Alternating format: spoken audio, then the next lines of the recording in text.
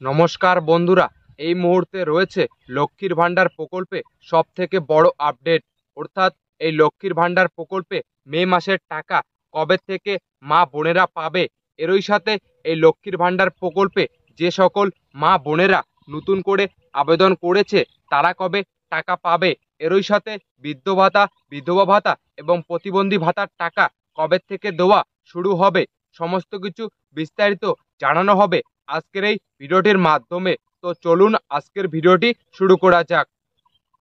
তো বন্ধুরা, আপনারা প্রথমেই দেখতে পারছেন লক্ষ্মীর ভান্ডার প্রকল্পে মে মাসের টাকার ফাইনাল তারিখ ঘোষণা।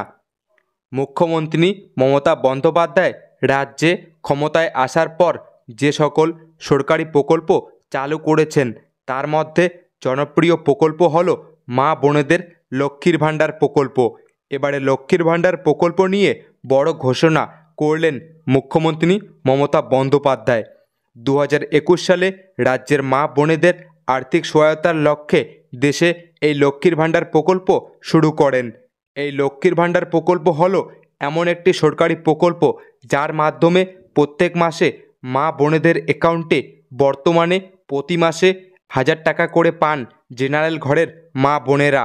অপরদিকে তপশিলি জাতি ও উপজাতি ঘরের মা বোনেরা 1200 টাকা করে পান অ্যাকাউন্টে।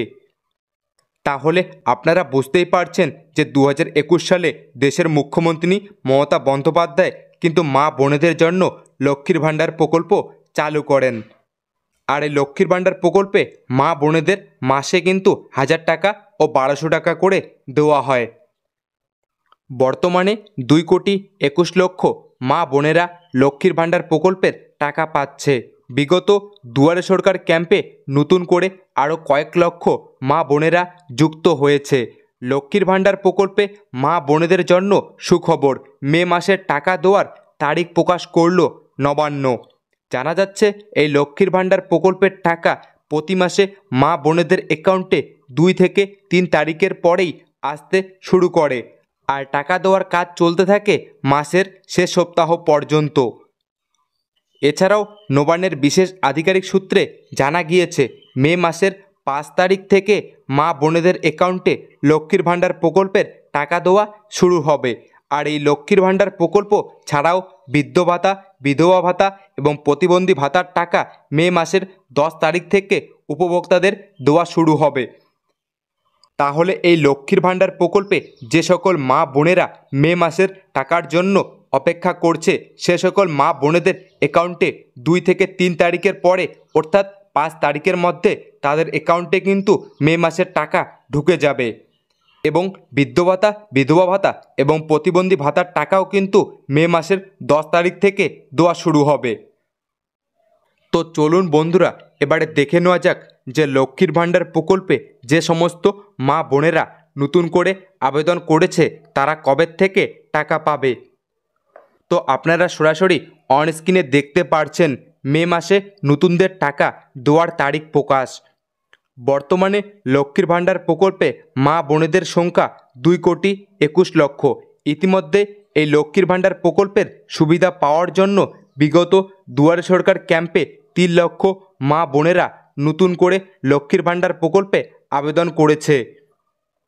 নবান্নের বিশেষ আধিকারিক সূত্রে জানা যাচ্ছে রাজ্য সরকার যতদিন না পর্যন্ত লক্ষ্মীর ভান্ডার প্রকল্পের শূন্যপদ ঘোষণা করছে ততদিন পর্যন্ত নতুন আবেদনকারীদের টাকা আসবে না। মে মাসে লক্ষ্মীর ভান্ডার প্রকল্পে নতুন শূন্যপদ ঘোষণা করা হতে পারে, তারপর থেকেই নতুন আবেদনকারীরা টাকা পাবে। তাহলে আপনারা বুঝতেই পারছেন যে নতুনদের টাকা কবে থেকে দেওয়া হবে।